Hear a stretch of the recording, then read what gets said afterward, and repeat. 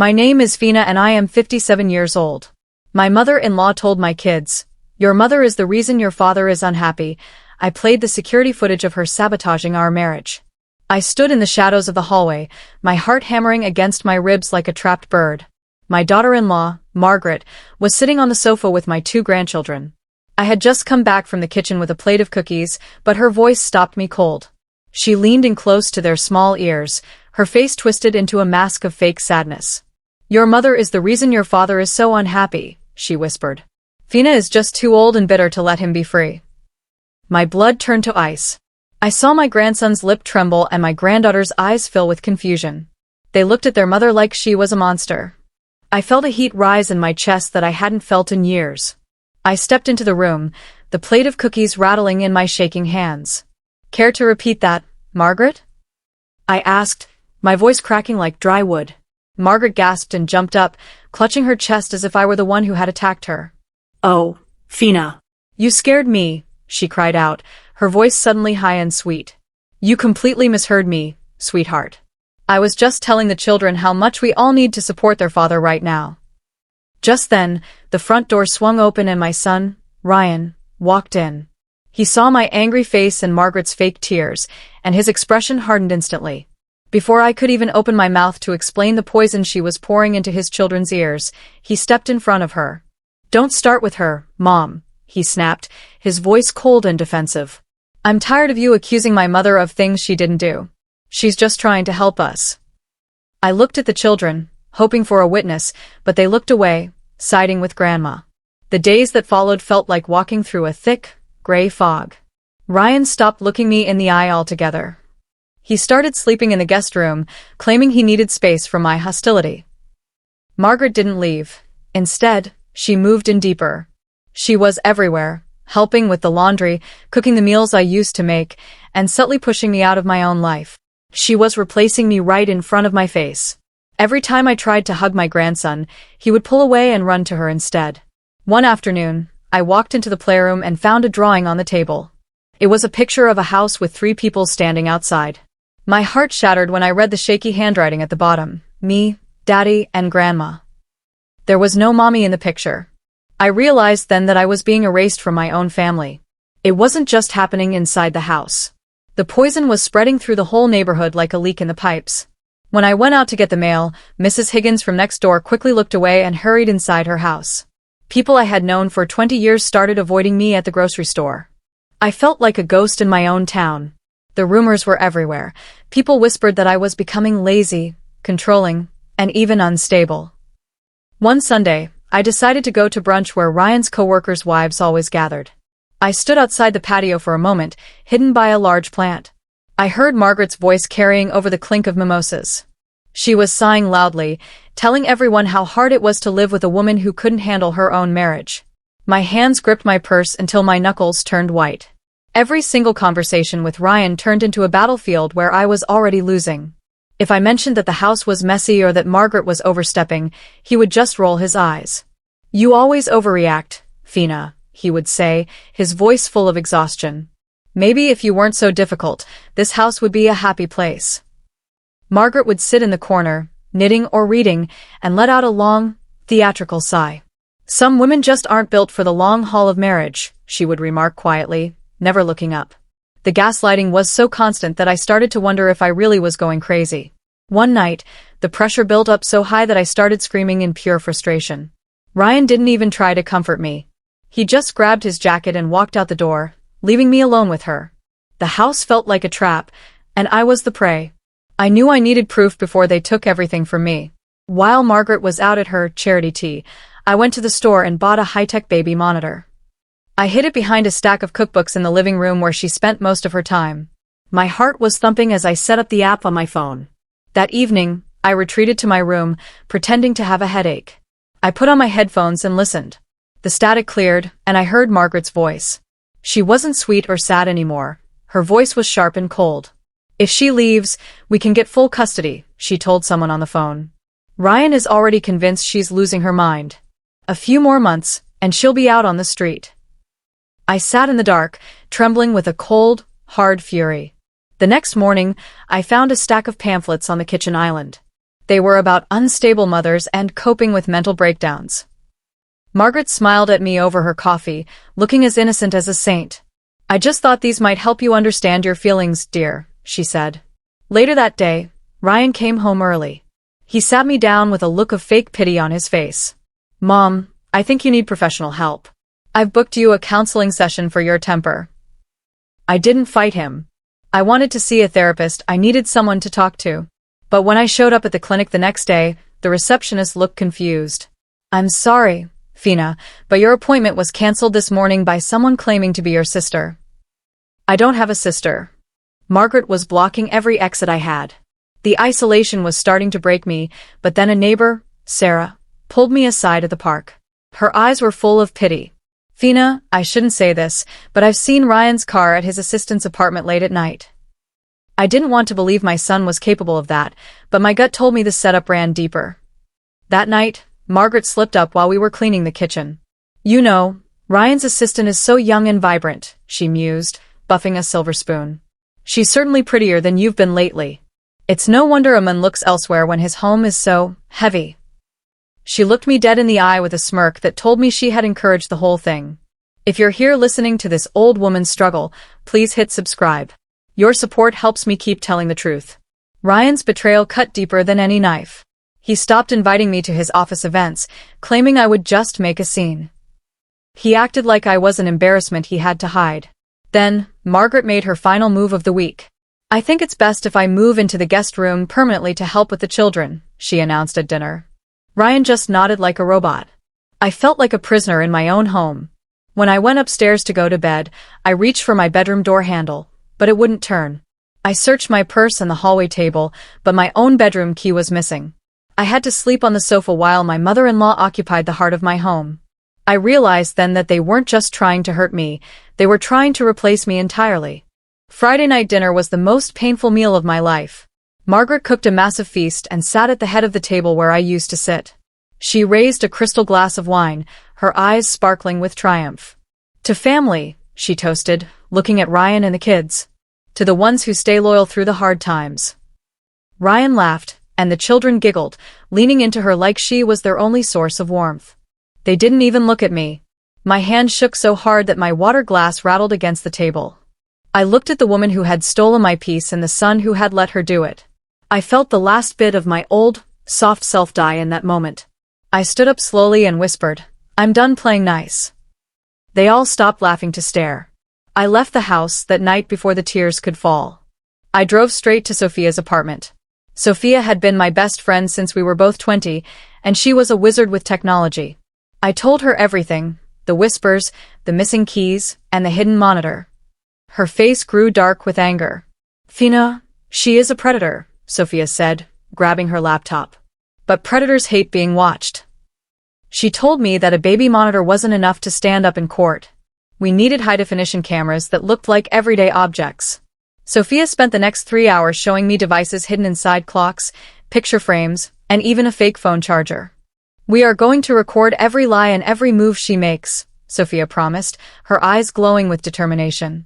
"She thinks she is playing a game with an old lady, but she has no idea she's playing against us." The next day, while Ryan took Margaret and the kids to the zoo, Sophia and I went to work. We tucked cameras into the corners of the living room and kitchen. We even put one in the hallway. Then, we planted a decoy. Sophia created a fake email account and sent me a job offer for a high-paying consulting position. We left my laptop open on the kitchen counter, knowing Margaret's curiosity would get the better of her. We watched the live feed from Sophia's car. Within 10 minutes, Margaret was at the counter. She read the email, her face twisting in a sneer. Without a second of hesitation, she clicked delete and then emptied the trash folder. On the camera, we heard her mumble to herself, "No career will save her marriage now. You're going to be a penniless nobody, Fina." I gripped my phone so hard the screen almost cracked. A few nights later, the cameras caught the smoking gun I truly needed. Ryan came home late, looking exhausted. Margaret met him at the door, her eyes squeezed shut as she forced out fake tears. "Oh, Ryan, it's horrible," she sobbed into his shoulder. "I didn't want to tell you, but Fina is cheating. I saw her texting Aman today, making plans to meet at a hotel." Ryan's face went from tired to murderous in a second. He punched the hallway wall, the sound echoing through the speakers on my phone. Margaret pulled back and held up her own phone, showing him a screen from a distance. "Look, I even tried to take a photo of her messages," she lied. I zoomed in on the footage from the hidden kitchen camera. Margaret wasn't holding my phone, she was holding a second phone of her own with a fake contact named Secret Lover.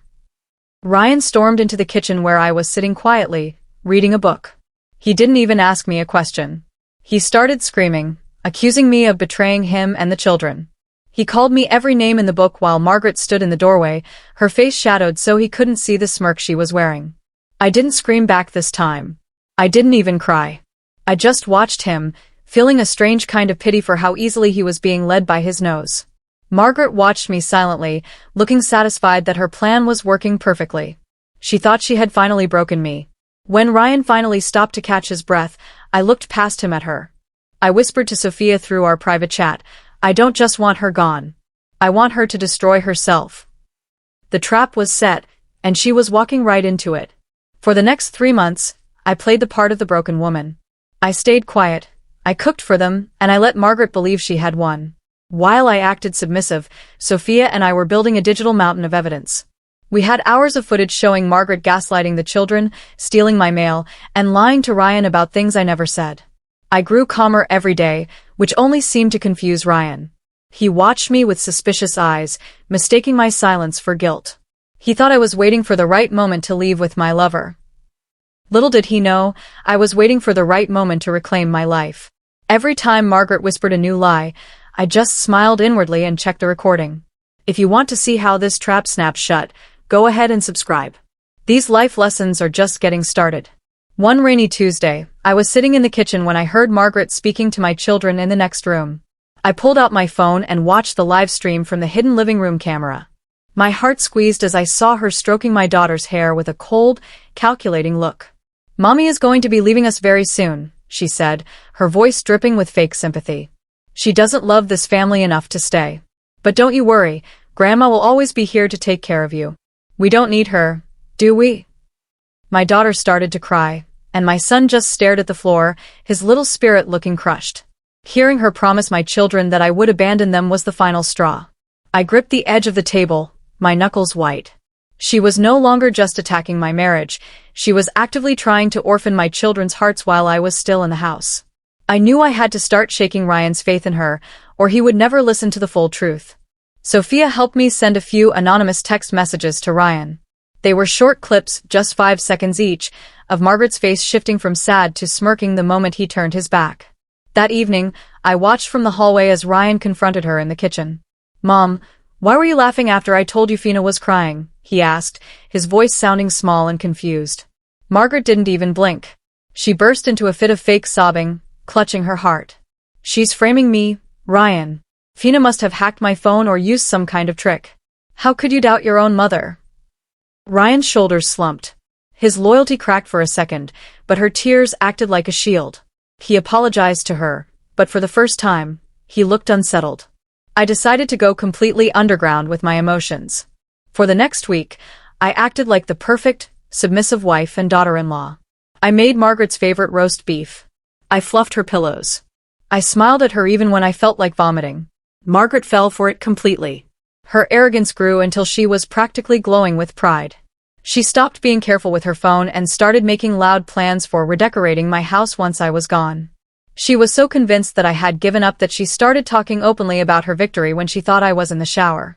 I met Sophia in a grocery store parking lot to exchange the final memory cards. Sophia whispered, "Everything is set for the party on Saturday, Fina. The software is ready to override the entertainment system. It's time to let the world see who she really is." Margaret decided to throw a family dinner to celebrate Ryan's recent promotion at work. She invited his boss, his coworkers, and all the neighbors who had been gossiping about me. I knew her plan was to humiliate me in front of everyone, to make me look like the unstable wife she had been describing. She spent all day ordering me around, making me clean the silver and set the table for 20 people. She wore a bright red dress, looking like a queen about to witness an execution. As the guests arrived, I saw the pitying looks they gave me. They thought I was a broken woman on the edge of a breakdown. I just smiled and offered them appetizers. I felt a strange sense of peace. Margaret didn't realize that she hadn't planned a dinner, she had planned her own public trial. I whispered to myself, "Enjoy the spotlight, Margaret. It's the last one you'll ever have." Midway through the main course, the room was full of laughter and the clinking of expensive wine glasses. Margaret stood up to make a toast, but as she reached across me, she accidentally tipped her glass. Red wine soaked into my favorite cream-colored dress. The room went silent. Oh, Fina. "I am so sorry," she chirped, though her eyes were dancing with malice. "Maybe next time you should wear something a bit more flattering and less bulky, dear. Then you wouldn't be in the way." A few of the co-workers' wives snickered into their napkins. Ryan looked down at his plate, embarrassed for me. My heart was pounding, but my hand was steady. I stood up, dabbing at the stain with a napkin. "You're right, Margaret," I said loudly enough for everyone to hear. "I should show everyone what's really been happening in this house." I walked toward the large TV in the dining room and connected my laptop. The dining room went dead silent as the large screen flickered to life. Margaret's smug smile vanished as her own face appeared, 10 feet tall and crystal clear. It wasn't the face of a doting grandmother. It was the recording from the kitchen where she was seen holding 2 phones, typing out the fake affair messages herself. The guests stopped chewing. I saw Ryan's boss lean forward, his eyes widening. Then, the audio kicked in, Margaret's voice, sharp as a razor, laughing about how she had deleted my job offer. "She's a penniless nobody," her digital ghost cackled. The footage jumped to her whispering to my children that I didn't love them. Gasps filled the room. Margaret shrieked, "Turn that off. It's a trick. She's hacked the system." But I didn't move. I stood by the wall, watching the truth burn through her lies like acid. The room felt like a courtroom, and she was finally the one in the dock. I looked around at the stunned faces of our neighbors and Ryan's colleagues. These were the people who had looked down on me for months because of her whispers. "Believe me now?" I asked, my voice calm and steady. Margaret wasn't a queen anymore, she looked like a cornered animal. She collapsed into her chair, covering her face and letting out a loud, theatrical wail of fake tears. "She's trying to destroy me." "Ryan, do something," she begged. But for the first time in a year, Ryan didn't rush to her side. He stood up slowly, his face drained of all color, looking like a man who had just woken up from a long, terrible dream. He looked at the screen, then at his mother, and then at me. The silence in the room was so heavy it felt like it might crack the floorboards. Without saying a single word to anyone, Ryan turned and stormed out of the house. The fallout was immediate and explosive. Someone at that table, I still don't know who, had recorded the TV screen with their phone. By the next morning, the video was everywhere. The local community Facebook group was on fire with the title "Monster Mother-in-Law Sabotages Son's Marriage." Margaret, who cared about her reputation more than anything else in the world, became infamous overnight. People she had gossiped with for years blocked her number. The bakery refused to take her orders. She was a social pariah in the town she had tried to rule. I sat in my kitchen, finally alone, listening to the quiet. It was the first time in months the air didn't feel poisoned. But the house was still empty. Ryan hadn't come home, and the children were staying with Sophia for the night. The victory felt cold, but I knew the real work of justice was only just beginning. My phone buzzed on the counter at 3 in the morning. It was a text from Ryan. "I didn't know, Fina. I am so incredibly sorry. I was a fool." I stared at the words for a long time. Part of me wanted to cry, but the larger part of me was made of stone. He had watched me suffer for a year. He had listened to her instead of his own wife. He had let her move into our sanctuary and lock me out of my own bedroom. I didn't type a long paragraph back. I didn't scream at him through the screen. I just typed 5 words, "Sorry doesn't unpoison the well." I hit send and turned my phone off. I realized that a public apology wasn't enough to fix the heart he had helped break. If you've ever been betrayed by the person who was supposed to protect you, hit subscribe. This is where the real payback starts. Monday morning arrived, and I didn't spend it crying. I spent it in a high-rise office building downtown. I sat across from Carla, a legendary lawyer known for being a shark in family court. I laid the memory cards on her desk. "I want a legal separation, and I want full custody of my children," I told her. Carla looked through the evidence, her eyebrows rising higher with every video clip. "This isn't just a divorce case, Fina," she said, her voice sharp and professional. "This is a record of systematic emotional abuse and financial sabotage. We aren't just going to get you a settlement. We are going to end her reign of control once and for all, and we're going to do it legally. I felt a surge of power I hadn't felt in decades. The revenge wasn't just about a video anymore. It was about taking back my name, my home, and my future. Carla didn't waste a single hour. She filed the paperwork and submitted every second of the hidden camera footage to the family court. When the judge saw the clips of Margaret coaching my children to hate me, the room went icy cold. Margaret sat at the defense table, wearing a modest black dress, trying to look like a confused old woman. She tried to claim that the videos were deep fakes or that I had edited them to make her look bad. But the digital timestamps didn't lie. She even tried to delete her social media accounts to hide the messages she had sent to the neighbors, but Sophia had already backed them all up. The judge leaned over the bench, looking at Margaret with pure disgust. He didn't just rule in my favor, he ordered a full psychiatric evaluation for her. He called her behavior predatory and pathological. I walked out of that courtroom with my head held high.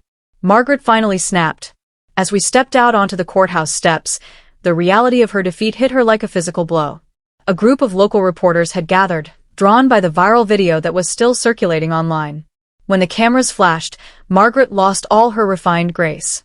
She began screaming at the top of her lungs, calling me a witch and a thief right in front of the rolling news crews. She looked completely unhinged, her hair coming loose and her face turning a deep, angry purple. I didn't say a word, I just kept walking to my car. By that evening, the footage of her courthouse meltdown had gone even more viral than the first video. The headline "MIL from Hell Loses Everything" was trending across the state. She had built her life on the idea of being a perfect, respectable lady, and now the whole world saw the monster underneath. Ryan tried to fight back at first.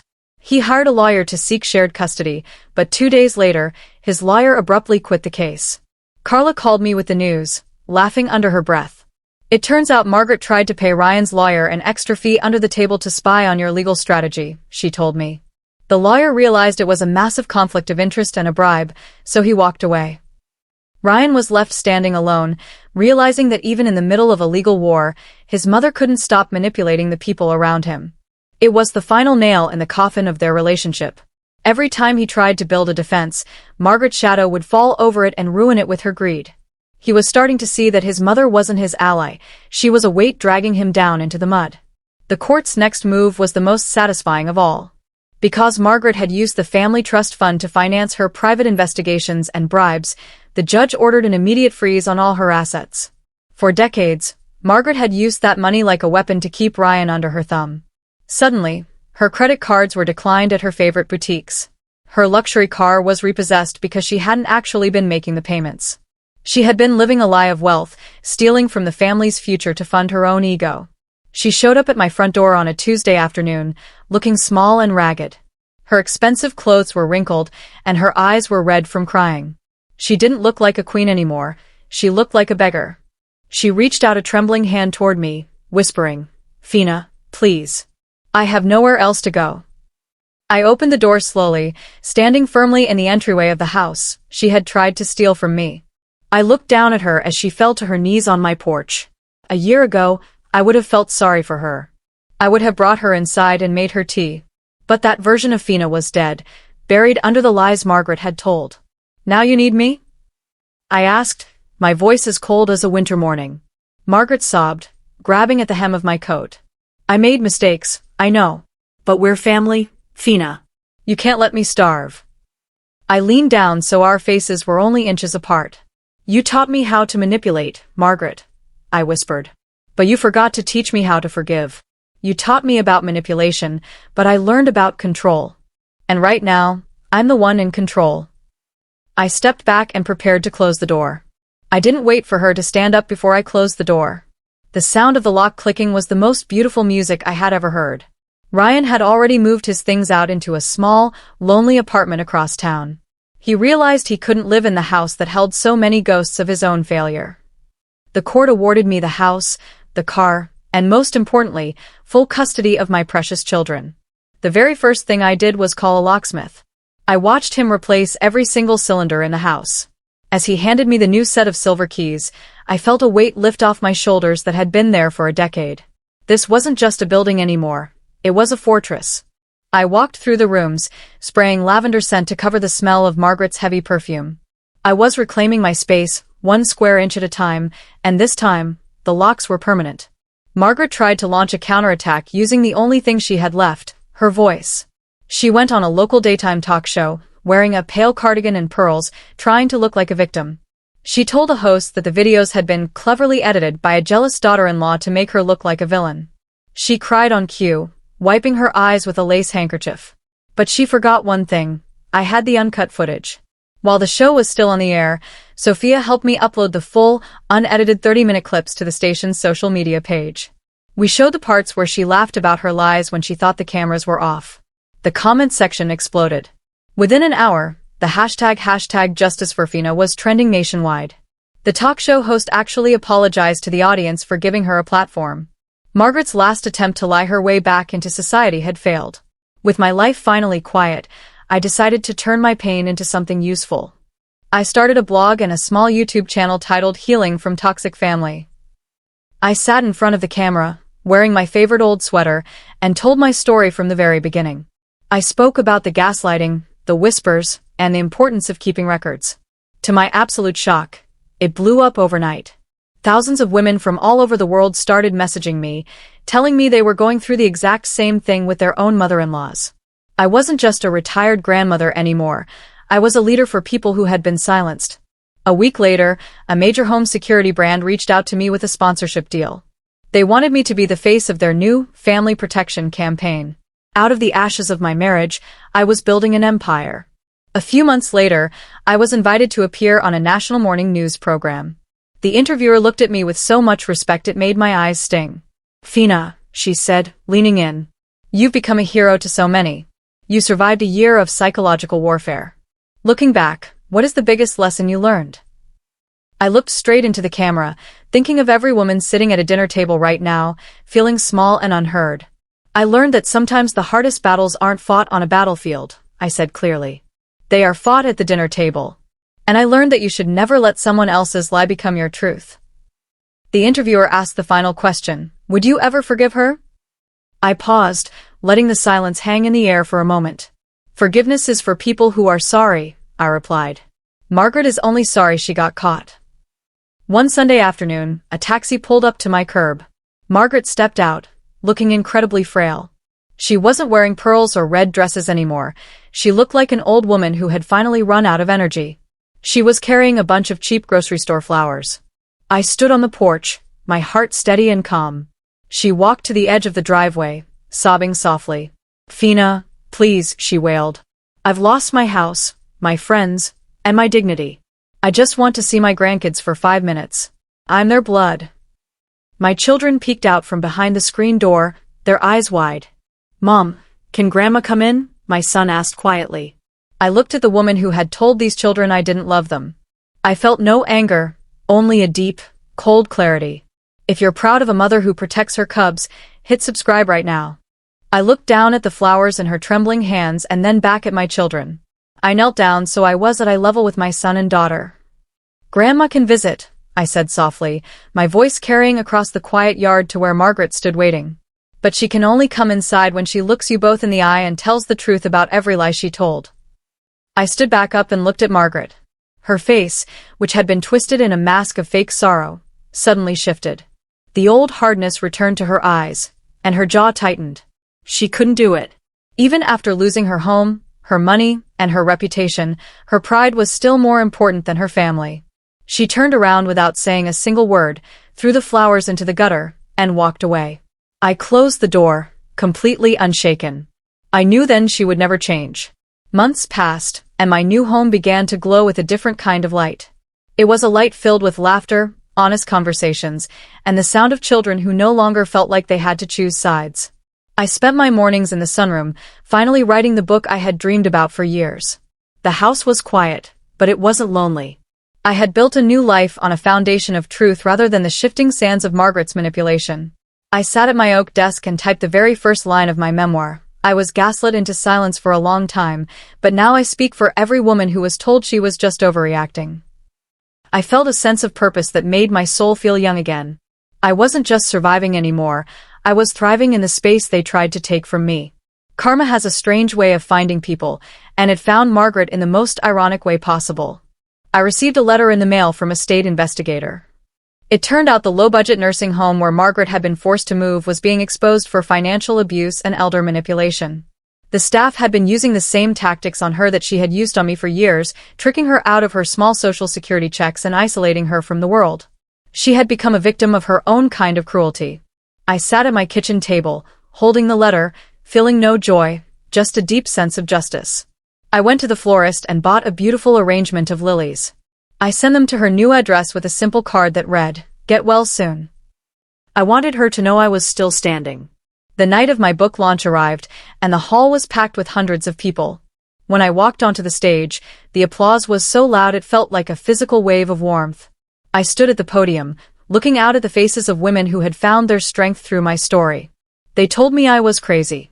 I told the crowd, my voice echoing with power and grace. They told me I was the problem. But it turns out, I wasn't crazy, I was just aware. The room erupted in cheers. After the speech, my children ran onto the stage and hugged me tightly. "We're so proud of you, Mom," my son whispered into my ear. I looked over their shoulders and saw Ryan standing at the back of the room. He didn't come forward. He just gave me a small, respectful nod. He finally knew the truth. The final scene of my old life faded away, replaced by a beautiful, golden reality. I sat on my porch as the sun began to set behind the trees, sipping a cup of hot tea and watching my children race each other across the green grass. The world felt right again. I realized that truth doesn't actually destroy families, it only destroys the lies that keep them trapped. My family wasn't broken, it was finally healed because the poison had been drawn out of the wound. I leaned back in my chair and let out a long, peaceful breath. I had lost a husband, but I had gained my soul and my children's future back.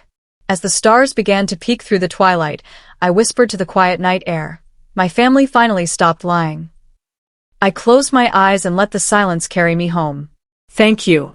Please like, share and subscribe for more.